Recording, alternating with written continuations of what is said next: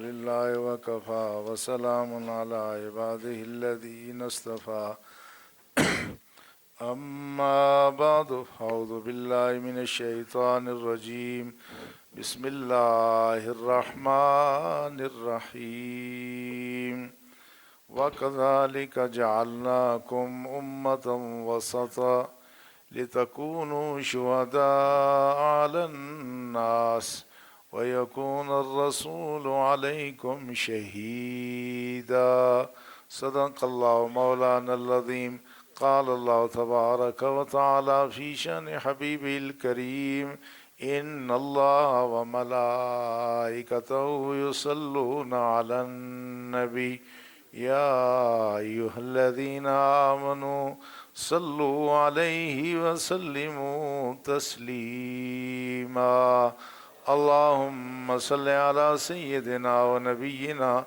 ومولانا محمد وعلى آله وأصحابه أجمعين.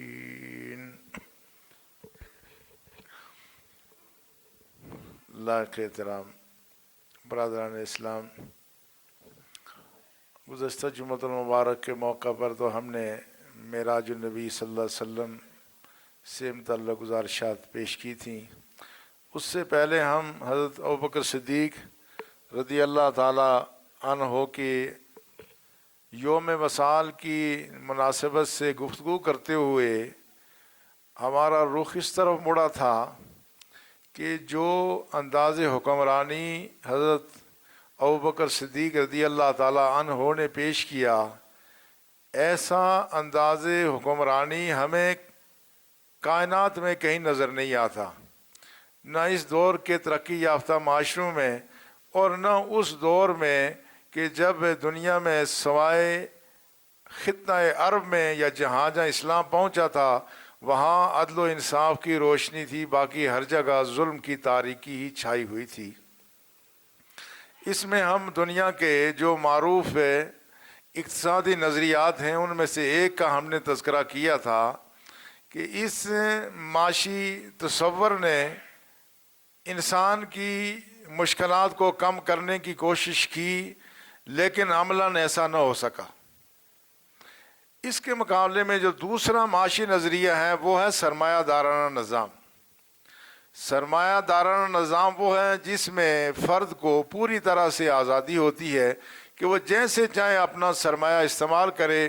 ریاست کا اس میں عمل دخل بہت کم ہوتا ہے، جبکہ اشتراکی فلسفہ حیات اور اقتصادی نظام کے مطابق افراد کی ذاتی کوئی ملکیت نہیں ہوتی.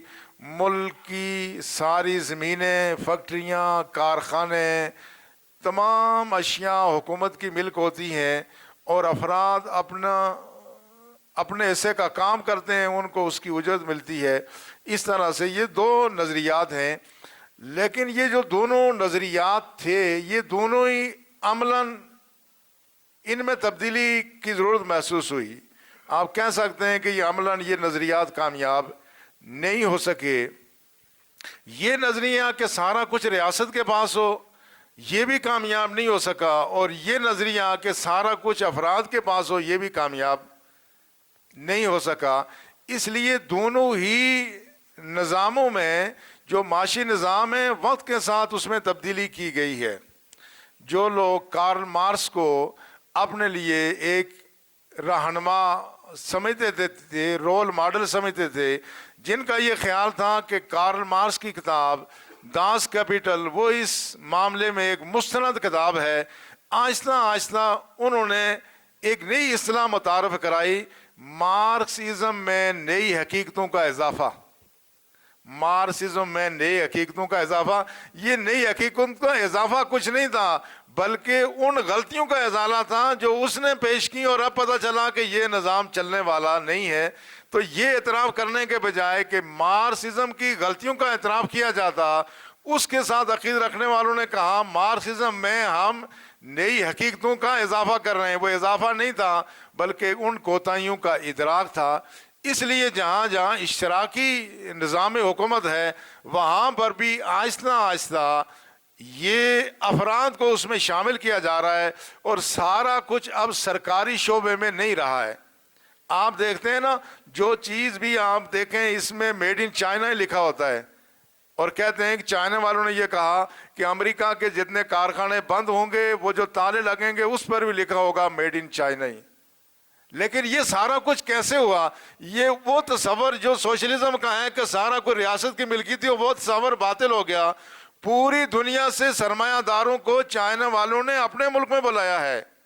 ان کے ہاں چونکہ لیبر سستی ہے، لہذا ساری دنیا کے سرمایہ داروں کو بلا کر کے وہ وہاں پر سستی لیبر کی وجہ سے فیکٹریاں وہاں لگ رہی ہیں۔ تو وہ جو تصور تھا کہ سارا کچھ ریاست کی ملکیت میں ہے، وہ تصور چائنا میں بھی باطل ہو کے رہ گیا ہے۔ جہاں حکومتوں کی اپنی فیکٹریاں کارخانے ہیں، وہاں ملٹی نیشنل کمپنیوں کو انہوں نے اپنے ہاں بلا کر کے اور ان کی سرمایہ کاری کو بھی قانونی طور پر جائز قرار دے دیے۔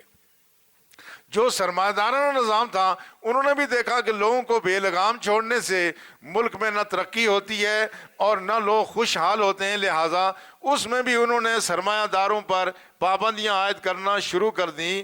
تو لہٰذا اب وہاں پر بھی جو سرمایہ دار ہیں وہ بھی سارا کچھ اپنی مرضی سے نہیں کر سکتے، بلکہ اس میں بھی تبدیلیاں آ رہی ہیں۔ تو دونوں نظاموں میں جو کمیاں کوتاہیاں تھیں ان کو دور کرنے کی کوشش کی جا رہی ہے، لیکن فی الواقع یہ کمیاں کوتاہیاں دور نہیں ہو سکتی۔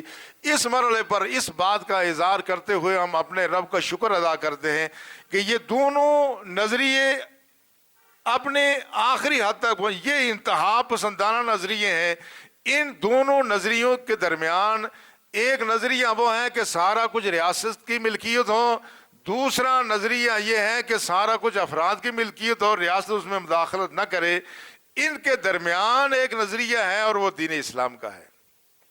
اس لیے اللہ جل شانہ نے سورہ بقرہ میں اس ملت کی خوبی بیان کی، فرمایا وَكَذَلِكَ جَعَلْنَاكُمْ أُمَّةً وَسَطًا لِتَكُونُوا شُهَدَاءَ عَلَى النَّاسِ وَيَكُونَ الرَّسُولُ عَلَيْكُمْ شَهِيدًا۔ فرمایا ہم نے کیا کیا ہے؟ ہم نے تمہیں درمیانی امت بنایا ہے، اعتدال والی امت بنائے۔ تم درمیان میں اعتدال میں ہو، کیوں؟ لِتَكُونُوا شُهَدَاءَ عَلَى النَّاسِ۔ اس کی اور تفسیروں کے علاوہ یہ تفسیر بھی ہے تاکہ تم لوگوں کے لیے قابل تقلید نمونہ بنو۔ وَيَكُونَ الرَّسُولُ عَلَيْكُمْ شَهِيدًا، وہ رسول تمہارے لیے نمونہ بنے، تم لوگوں کے لیے نمونہ بنو۔ تو یہ جو اسلام کا نظریہ معیشت ہے، یہ سرمایہ دارانہ نظام اور اشتراکی نظام کے درمیان میں ایک اعتدال کی راہ ہے۔ اس لیے ایک ترک اسکالر عالم دین نے ایک کتاب لکھی ہے تھرڈ آئیڈیا، وہ ایک بہت بڑے اکانومسٹ ہیں، اس میں انہوں نے دونوں نظاموں کی خامیوں کو بیان کیا ہے، اور خامیاں بیان کرنے کے بعد یہ بتایا کہ جو تیسرا نظریہ درمیان کا ہے وہ اس میں نہ سرمایہ دارانہ نظام کی خرابیاں ہیں نہ اشتراکی نظام کی خرابیاں ہیں، درمیان والا یہ اعتدال کا نظام ہے، اور وہ رسول اللہ صلی اللہ علیہ وسلم نے ہمیں عنایت فرمایا۔ اس کی مثال یوں سمجھیں کہ جو اشتراکی نظام ہے اس میں افراد کی حیثیت پالتو جانوروں کی سی ہو جاتی ہے۔ اشتراکی نظام میں جو افراد ہیں ان کی حیثیت پالتو جانور کی ہے۔ جس طرح آپ کے گھر میں جو گائے بھینس آپ نے رکھی ہے اس کے لیے انتظام آپ چارے کا کرتے ہیں، لیکن یہ انتخاب اس کا نہیں ہوتا، یہ آپ کا ہوتا ہے۔ آپ نے کیا کھلانا ہے، کتنا کھلانا ہے، یہ انتظام آپ کرتے ہیں۔ تو اشتراکی نظام میں افراد کی حیثیت پالتو جانور کسی ہے، اور سرمایہ دارانہ نظام میں افراد کی حیثیت جنگل کے جانوروں کسی ہے، کہ جس کے جنگل کا قانون یہ ہے جس میں طاقت زیادہ ہے، جس کا زور بازو زیادہ ہے، وہ دوسرے کو ہڑپ کر جاتا ہے، وہ دوسرے کو کھاتا ہے۔ مگر اسلام کا جو نظام معیشت ہے یہ درمیان کا نظام معیشت ہے۔ اس کے نتیجے میں انسانوں کو اعلیٰ انسانی اوصاف سکھائے بھی جاتے ہیں، ان کا عادی بھی بنایا جاتا ہے۔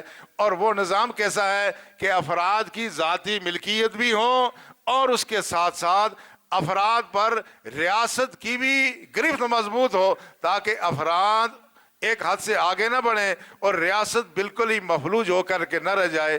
اس میں ایک تو قرآن کا نظریہ ہے، دوسرا رسول اللہ صلی اللہ علیہ وسلم کا عمل ہے۔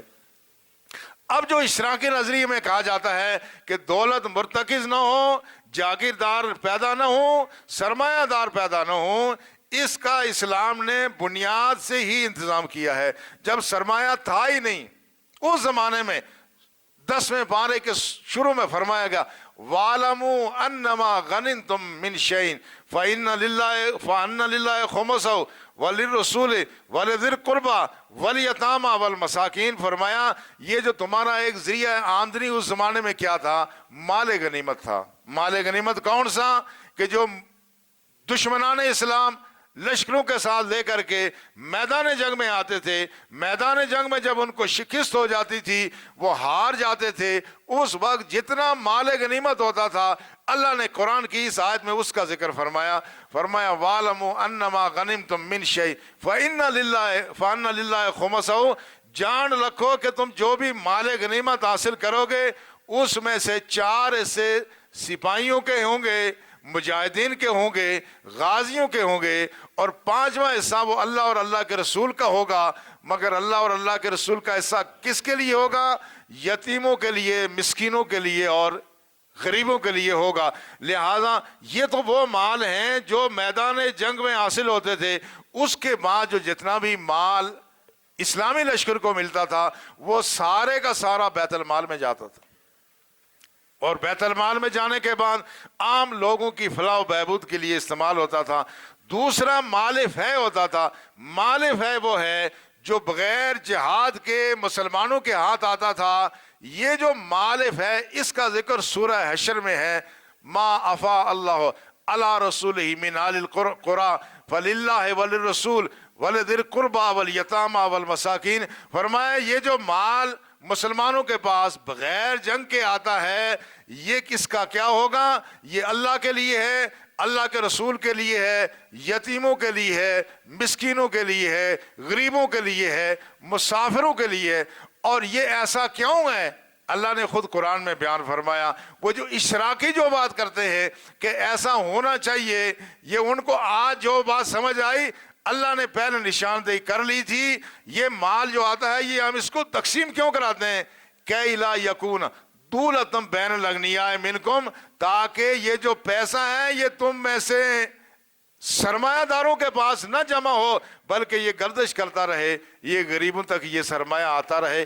اس لیے وہ زمینیں بھی جو مسلمانوں کے قبضے میں آئی، وہ زمینیں شروع میں مجاہدین میں بھی تقسیم ہوئی، لیکن 2 زمینیں جو خیبر اور مکہ المکرمہ کے یہ جو مقام تھے جو مسلمانوں نے بزور بازو حاصل کیے، اس میں خیبر کی زمین جو تھی وہ آدھی لشکر میں شامل مجاہدین میں تقسیم کی گئی، آدھی بیت المال میں تقسیم ہو گئی، بیت المال میں چلی گئی، اور جو مکہ المکرمہ کی زمین تھی وہ سارے وہاں کے مکینوں کے پاس ہی رہنے دی گئی۔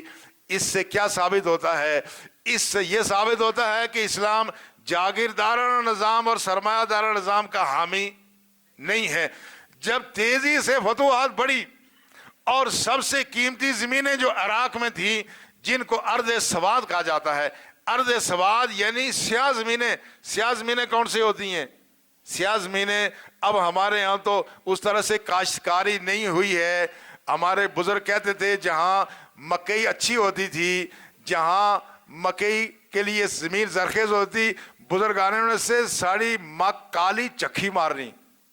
کالی چکھی سنیا؟ کالی چکھی کیا ہونی؟ یعنی ہے تو وہ سبز لیکن یہ ٹانڈے اتنے صحیح ہیں، اتنا حل پیانا کہ کالی چکھی مارنی، یعنی یہ ہماری یہ کھیتی سیاہی مائل ہو گئی ہے۔ سیاہی مائل ہونے کی وجہ سے ہم بزرگ یہ کہتے تھے، یہی بات عربوں میں عراق کی زمینوں کے لیے کہا جاتا تھا یہ ارض سواد ہیں، یہ ایسی زرخیز زمینیں ہیں، اس میں جو چیز اگتی ہے وہ اتنی سبز ہوتی ہے کہ سیاہی مائل ہو جاتی ہے۔ جب یہ زمینیں یہ علاقہ فتح ہوا، حضرت عمر رضی اللہ تعالیٰ عنہ نے صحابہ سے مشورہ کیا کہ اب کیا کیا جائے۔ صحابہ میں سے بعض نے مشورہ دیا کہ یہ جس طرح حسب سابق زمینیں مجاہدین میں تقسیم ہوتی تھی، یہ زمینیں مجاہدین میں تقسیم ہو جائیں۔ حضرت علی نے کہا نہیں ایسا نہ کریں، بلکہ یہ زمینیں بیت المال میں آنی چاہیے تاکہ بیت المال کے ذریعے سے ان زمینوں کی آمدنی غربا تک تقسیم ہو۔ 3 دن تک باقاعدہ اس پر بحث و تمیز ہوتی رہی۔ حضرت عمر کہہ رہے تھے نہیں، یہ زمینیں اگر ہم نے مجاہدین میں تقسیم کر لی تو اس کے نتیجے میں بڑے بڑے یہاں جاگیردار پیدا ہو جائیں گے، ہماری ریاست وہ کمزور ہو جائے گی، مگر کوئی بات بن نہیں رہی تھی۔ ایک صبح حضرت عمر نے صحابہ کو بلایا، کہا میری سمجھ میں بات آ گئی ہے، بات میری سمجھ میں آ گئی ہے، اور وہ فرمایا وہ سورہ حشر کی یہی آیت تھی جس میں اللہ نے فرمایا کہ لا یکون دولتم بین الاغنیاء منکم، تمہارا معاشی نظام ایسا ہونا چاہیے کہ دولت مندوں کے ہاتھ میں مرتکز ہو کے نہ رہ جائے، اس کی گردش ہونی چاہیے۔ فرمایا سورہ حشر کی اس آیت نے میری رہنمائی کر دی ہے، اب یہ میں زمینیں مجاہدین میں تقسیم نہیں کروں گا، یہ زمینیں ہوں گی بیت المال کے پاس، اور اس بیت المال کی آمدنی سے غربا، یتامہ، مساکین، مسافروں اور غریب لوگوں کی کفالت کی جائے گی۔ اس لیے اس سے یہ معلوم ہوتا ہے کہ اسلام کا جو معاشی نظام ہے اس میں افراد پر پابندیاں بھی عائد نہیں کی جاتی، مگر ان کو اتنا کھلا بھی نہیں چھوڑا جاتا کہ وہ افراد امیر ہوتے جائیں اور ریاست غریب ہوتی جائے۔ ہمارے ملک کا المیہ یہ ہے، ہمارے وزیر اعظم نے کل یہ بات کہی ہے کہ یہ جو 18ویں ترمیم ہے اس کے نتیجے میں اب صوبے مضبوط ہو رہے ہیں، وفاق کمزور ہو رہا ہے۔ اس نے یہاں تک کہا کہ خدشہ ہے کہ وفاق دیوالیہ ہو جائے گا۔ یہ ہمارا بنایا ہوا نظام ہے جس میں کمیاں کوتاہیاں خرابی ہیں، یہ وہ نظام ہے کہ جس میں سرمایہ دار اربوں خربوں پتی ہو گئے ہیں مگر ریاست غریب ہو رہی ہے، اور اس میں افراد کی 2 وقت کی روٹی کا انتظام نہیں ہو رہا ہے۔ یہ خرابیاں ہماری پیدا کی ہوئی ہیں، لیکن اسلام کا جو نظام معیشت ہے وہ ایک طرف اس بات کی پابندی کرتا ہے کہ لوگ جائز ذرائع سے پیسہ حاصل کریں، ناجائز ذرائع سے، رشوت سے، ملاوٹ سے اور ناجائز ذرائع سے، دھوکہ دہی سے کوئی آدمی پیسہ حاصل نہیں کر سکتا۔ ذرائع آمدنی جائز ہونے چاہیے، مگر جو جائز ذرائع آمدنی سے پیسہ حاصل کرے گا وہ کم از کم اپنی آمدنی کا 2.5% وہ غریبوں کے لیے دینے کا پابند ہے۔ یہ کم سے کم 2.5% ہے، کم سے کم 2.5% ہے۔ اس کے بعد فقہاء نے اس پر باقاعدہ بہت تفصیل سے احکامات دیے ہیں۔ ملک کی جتنی آمدنی ہوگی، جتنے ٹیکس ہیں، جتنے آمدنی کے ذرائع ہیں، خواہ وہ کسی زمین میں اگر آپ کی اپنی سرزمین میں، اپنی زمین میں بھی کوئی خزانہ نکل آتا ہے، معدنیات نکل آتی ہیں، تو پھر بھی وہ معدنیات فرد کی ملکیت نہیں ہوں گی، وہ ریاست کی ملکیت ہوں گی، وہ فرد کے پاس نہیں جائیں گی۔ اور بلکہ امام ابو حنیفہ نے یہاں تک لکھا ہے کہ یہ جو پٹے کا نظام ہے جو ہمارے جاگیرداری ساری اسی پہ چل رہی ہے، کہ امام ابو حنیفہ یہ فرماتے ہیں آدمی وہی زمین اپنے پاس رکھ سکتا ہے جو وہ خود کاشت کر سکتا ہے، پٹے پر زمین کو آگے دینا امام ابو حنیفہ کے نزدیک شرعاً حرام اور ناجائز ہے۔ تو اسلام نے وہ عملی اقدامات کیے ہیں کہ جس میں ذرائع آمدنی پر بھی پیرا لگا ہوا ہے، جو افراد کے پاس دولت آتی ہے وہ اس کا ایک حصہ بھی لازماً بیت المال میں جاتا ہے، مگر ساتھ ہی ساتھ افراد کو یہ مشین کا پرزہ نہیں بنایا گیا، ان میں اخلاقی اوصاف بھی پیدا کیے گئے ہیں۔ جو اشتراکی نظام ہے جس میں فرد کے پاس ہے ہی کوئی نہیں ہے، وہ خدا کے نام پہ دینے قرض حسنہ کا تصور اشتراکی معاشروں میں نہیں ہو سکتا۔ نہ سرمایہ دارانہ نظام میں یہ خوبی ہے، یہ خوبی ہے تو دین اسلام میں ہے۔ اس لیے قرآن میں سورہ حشر میں فرمایا گیا وَمَن يُوقَ شُحَّ نَفْسِهِ فَأُولَٰئِكَ هُمُ الْمُفْلِحُونَ۔ جو لوگ شح نفسی، شح کا لفظ عربی زبان میں اس کے 2 معنی ہیں، یعنی بخل اور حرص سے بچ گیا، کامیاب شخص یہی ہوگا۔ شح کیا ہے؟ ایک تو بخل نہ ہو، جو ہمارے پاس ہے اس میں ہم بخل نہ کریں اور مزید کے لیے حرص نہ کریں۔ کوشش کرنا الگ بات ہے مگر حرص نہ کریں۔ اس لیے رسول اللہ صلی اللہ علیہ وسلم فرمایا ایاکم والظلم، لوگوں ظلم سے بچنا، فإن الظلم ظلمات یوم القیامہ۔ فرمایا جو شخص ظلم کرے گا قیامت کے دن اس کے لیے مسلسل تاریکیاں ہی ہوں گی۔ وہ فرمایا اتقوا الشح، اور بخل سے اور حرص سے بچو، وَإِنَّمَا أَهْلَكَ مَنْ كَانَ قَبْلَكُمْ، یاد رکھنا تم سے پہلی قومیں اسی بخل اور حرص کی وجہ سے ہلاک ہوئی ہیں۔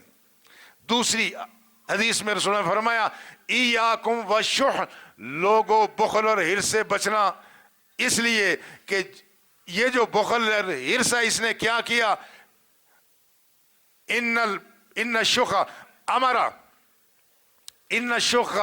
अमरा बिल मुनकर, ये जो शुह है, ये हिर्स और बुखल है, इसने लोगों को बुराई की तरफ तरगीब दिलाई। दूसरी रवायत ये है इन्न शुह अमरा नासा बिस्सू, बुराई और जुल्म की तरफ रगबत दी, फज़लमु, लोगों ने जुल्म करना शुरू कर दिया। और फिर फरमाया इस हिर्स और बुखल ने अमरा नास बिस्सू, बुराई की तरगीब दी, अमरा नास बिल फिस्क, फिस्क की तरगीब दी, लोगों ने फिस्क करना शुरू कर दिया। और फरमाया यही जो हिर्स और बुखल है इसने क्या किया, इन्नल शुहा अमरा नास, इसने लोगों को किस बात का हुक्म दिया, बिल कतिया, लोगों को तरगीब दी कता रहमी की, फ़क़तौ, लोगों ने कता रहमी शुरू कर दी। आज आप देख रहे हैं हमारे हुक्मरान जिनका पैसा कमाया इस मुल्क से, मगर इनका पैसा बैरून मुल्क दूसरे बैंकों में वहां जमा है, फायदा वो लोग उठा रहे हैं। इसके पीछे जज्बा कौन सा है, यही हिर्स और बुखल है। क्या इनके पास पैसा कम था? नहीं, पैसा नहीं था, जो था इसको बचाना चाहते थे, मजीद समेटना चाहते थे, लिहाजा अपने मुल्क से अपने सरमाए को बाहर ले जाना, ये भी कता रहमी की निशानी है। और रसूल ने फरमाया जिस आदमी के दिल में हिर्स और बुखल आ जाता है वो कता रहमी करता है, अपनों को नजरअंदाज करता है और वो गैरों को फायदा पहुंचाता है, मगर उसका मकसद गैरों को फायदा पहुंचाना नहीं होता, अपने सरमाए को बचाना होता है। हमारे हुक्मरान जिन्होंने इस मुल्क से पैसा कमाया, आपने ये सुना कि सऊदी अरब में जाके जो वहां फैक्ट्रियां लगाई, जो स्टील मिले सऊदी अरब में लगाई, सऊदी अरब में जितने मुलाजिम है सारे इंडिया से लिए, पाकिस्तान से एक मुलाजिम भी नहीं लिया। यही है कता रहमी अपने मुल्क। आज कहते हैं अगर हम बाहर होते तो हम जहाज उड़ा के इंडिया पर बमबारी करते, जो जहाज तुम उड़ाते वो इंडिया में पहुंच ही जाता, लेकिन वो तो एक अलग बात है। लेकिन आप अंदाजा करें, रसूल ने फरमाया ये जो बुखल और हिर्स है ये लोगों को किस बात की तरगीब देता है, कता रहमी की, कि अपने मुल्क के लोगों को, क्या इस मुल्क में गरीब मजदूर नहीं है, तुमने सारे मजदूर इंडिया से लाके अपनी स्टील मिलों में सऊदी अरब में क्यों भर्ती किए, इसलिए कि ताकि अहले वतन को पता ना चले कि हमारा सरमाया वहां कितना है, कोई ये जान ना सके। ये वो तर्ज अमल है, इस तर्ज अमल के नतीजे में हमेशा आदमी जलील और रुसवाई होता है। इसलिए दीन इस्लाम ने तरगीब दी है कि आदमी बुखल से और हिर्स से बचे, और इसका अमली नमूना रसूलुल्लाह सल्लल्लाहु अलैहि वसल्लम ने खुद पेश किया। अल्लाह के रसूल ने फरमाया मा मिन मुमिन व इल्ला अना औला बिही फि दुनिया वल आखिरा, फरमाया तुम में से कोई भी शख्स जो भी मोमिन है वो याद रखे कि मैं दुनिया में भी और आखिरत में उसका सबसे ज्यादा करीबी हूं, मैं दुनिया में भी सबसे ज्यादा करीबी हूं। यह अंदाज हुक्मरानी बताया जा रहा है कि हुक्मरान का अंदाज सोच क्या है, अंदाज हुक्मरानी क्या है, फरमाया इल्ला आना औला बई फिर दुनिया वाला आखिरा, तो होगा क्या, फरमाया मम्मात व तलाक मालन फल यारिसु असबतो, फरमाया तुम मुसलमानों में से अगर कोई मर जाए और अपना माल छोड़ जाए तो माल का वारिस कौन होगा, माल का वारिस रियासत नहीं होगी, वो मोहम्मद अरबी सल्लल्लाहु अलैहि वसल्लम नहीं होंगे, फरमाया उस माल के वारिस उसके जायज वर्सा होंगे। वह मन तरह का दैनन, और ध्यान जो कर छोड़ करके मरे, जिसके जिम्मे किसी का जमान हो, किसी को उसके जिम्मे चट्टी पड़ी हो, तो फिर उसूल और ज़ाब्ता तो यही होना चाहिए। आज की रियासतें यही कहती हैं कि अगर किसी शख्स के माल का वारिस उसका वारिस होगा तो उसके कर्ज की अदायगी का जिम्मेदार कौन होगा, उसका वारिस ही होना चाहिए। मगर ये अंदाज़े हुक्मरानी है। फरमाया मन तारा का ध्यान और दैनन फ़इलैया, फरमाया जो शख्स माल छोड़ के मरे तो वो वारिस उसके अपने खूनी वारिस होंगे, लेकिन जो शख्स कोई किसी किस्म का कर्ज छोड़ के मरे उस कर्ज की अदायगी मोहम्मद सल्लल्लाहु अलैहि वसल्लम के जिम्मा होगी। ये है वो निज़ाम मईशत कि जिसमें मुल्क का हुक्मरान हर शख्स का कफील भी है और हर शख्स का सारा उसमें मेरिट भी आ रहा है। ورنہ آپ اندازہ کریں آج ہمارے حکمرانوں کی بیگمات اور ان کی اولادوں کی شاہ خرچیاں تو آپ دیکھ رہے ہیں، ان کی بیگمات کی شاہ خرچیاں دیکھیں تو آدمی پھرتا ہے حیرت میں پڑ جاتا ہے۔ لیکن رسول اللہ صلی اللہ علیہ وسلم کی ازواج مطہرات کے جو آخری ایام میں جب انہوں نے کوئی تھوڑا سا مطالبہ کر لیا، اللہ کے رسول نے فرمایا کہ اگر تمہیں مال چاہیے تو آ جاؤ فتعالین فامتعکن وسرحکن سراحا جمیلا۔ نبی کی بیویوں تم نے ٹھیک ہے بہت تنگی میں بھی وقت ذرا ہے، لیکن اگر تم دولت کی خواہش مند ہو تو میں تمہیں دولت نہیں دوں گا، فتعالین تم سب آ جاؤ، امتعکن جو میرے پاس ہوگا وہ مال بھی دوں گا، وَأُسَرِّحْكُنَّ سَرَاحًا جَمِيلًا میں مال دے کے تمہیں الوداع کر دیتا ہوں، چونکہ کاشانہ نبوت میں دولت کی کوئی گنجائش موجود نہیں ہے۔ فَإِن كُنَّ تُرِدْنَ اللَّهَ وَرَسُولَهُ وَالدَّارَ الْآخِرَةَ اور یاد رکھو اگر تمہیں اللہ اور اللہ کا رسول پسند ہے، آخرت کا گھر پسند ہے، تو اللہ نے تمہارے لیے آخرت میں بہت اچھا اجر تیار کیا ہوا ہے۔ رسول اللہ کی وہ بیٹی جس کے لیے اللہ کا رسول فرماتا ہے الفاطمہ تو بدعۃ منی، یہ فاطمہ میرے جسم کا ٹکڑا ہے، میرے جسم کا ایک حصہ ہے۔ حضرت فاطمہ آتی ہیں کہتی ہیں یا رسول اللہ میرے ہاتھوں پہ چھالے پڑے ہیں، چکی پیستے آپ دیکھ رہے ہیں یہ میرا جسم نیلا ہو رہا ہے، یہ مشکیں اٹھا کے پانی کی میں لاتی ہوں، آپ مجھے کچھ کنیزیں اور خادمائیں دے دیں۔ فرمایا ابھی تو میں نے یہ جو صفا کے لوگ ہیں اور صفا میں جو بے سہارا لوگ ہیں ابھی میں نے ان کا انتظام کرنا ہے، ابھی بیٹی کی طرف میری توجہ نہیں جا سکتی ہے۔ ایک مرحلے پر جب پھر آتی ہیں اور کہتی ہیں یا رسول اللہ مجھے کچھ کنیزیں دے دو، ساتھ حضرت زبیر رسول اللہ کے چچا ہیں، ان کی بیٹیاں بھی ہیں۔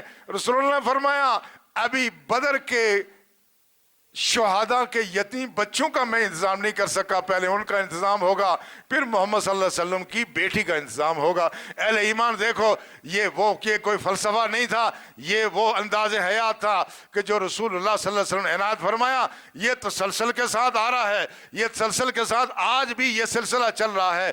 اور میں پرسوں وزیر آباد میں ایک پروگرام میں تھا، وہاں کے جو گورنر صاحب ہیں چودھری سرور صاحب وہ آئے، انہوں نے جو علامہ اقبال میڈیکل یونیورسٹی قائم ہوئی ہے اس کے بارے میں ایک انکشاف کیا، اور انہوں نے کہا کہ مجھے وائس چانسلر نے یہ بات بتایا کہ یہ علامہ اقبال میڈیکل یونیورسٹی کی جتنی عمارت جو تقریباً 100 ایکڑ کے قریب ہے، یہ ساری زمین قائد اعظم نے اپنی ذاتی سرمایہ سے خرید کر کے یونیورسٹی کے لیے وقفی تھی۔ رسول اللہ کی امت میں ایسے لوگ بھی ہیں کہ آج بھی یہ حکمران اگرچہ وہ بظاہر کوئی مذہبی آدمی نہیں تھے مگر وہ رسول اللہ صلی اللہ علیہ وسلم کے خادم تو تھے، اللہ کے رسول پر تہ دل سے ایمان رکھنے والے تھے۔ آج بھی عالم اسلام میں ایسے لوگ حکمران موجود ہیں جنہوں نے اپنا سارا سرمایہ، اپنی ساری پونجی وہ اپنے ملک و ملت کے لیے وقف کر دی ہے۔ اس لیے اہل ایمان ضرورت اس امر کی ہے کہ ہم سرمایہ دارانہ اور اشتراکی نظام کے پیچھے پڑنے کے بجائے ہم اسلام کے دامن میں پناہ دیں۔ جس کے پاس رسول اللہ جیسا عظیم قائد ہو، جس کے بعد ابوبکر صدیق اور عمر فاروق جیسا عظیم قائد ہو، وہ شخص اگر کارل مارکس کی بات کرے، وہ لینن اور اسٹالن کی بات کرے، یہ اس کی بدنصیبی ہے۔ خدا اس کو ہدایت دے، ہم ہدایت کے لیے دعا کر سکتے ہیں۔ میں آخر میں یہ بات ذکر کرنا چاہتا ہوں، اسی سرمایہ کو مختص ہاتھوں میں، مخصوص ہاتھوں میں نہ آنے دینے، اور اس کی تقسیم کے لیے جو دین اسلام نے انتظام کیا ہے وہ سود کی حرمت ہے۔ سود کی حرمت اسی لیے ہوئی ہے کہ سرمایہ دار مزید سرمایہ کے بنیاد پر نہ کمائے بلکہ دولت کی یہ باقاعدہ تقسیم ہوتی رہے۔ اس پہ انشاءاللہ ہم آئندہ بات کریں گے، لیکن یہ آئندہ جمعہ میں نے ڈار میں میرے ایک ساتھی ہیں، انہوں نے کافی عرصے سے اصرار کیا ہوا تھا، اگلا جمعہ میں وہاں پڑھاؤں گا، اس کے بعد دوسرے جمعے ہم جو شب برات اس کے قریب آئے گی اس پہ گفتگو کریں گے انشاءاللہ۔ جو 26 اپریل کا جمعہ ہے اس میں انشاءاللہ سور کی حرمت پر گفتگو ہوگی۔ اللہ کی ذات حق بات کہنے، حق اپنانے اور حق کے پرچار کرنے کی توفیق عطا فرمائے۔ وما علینا الا البلاغ۔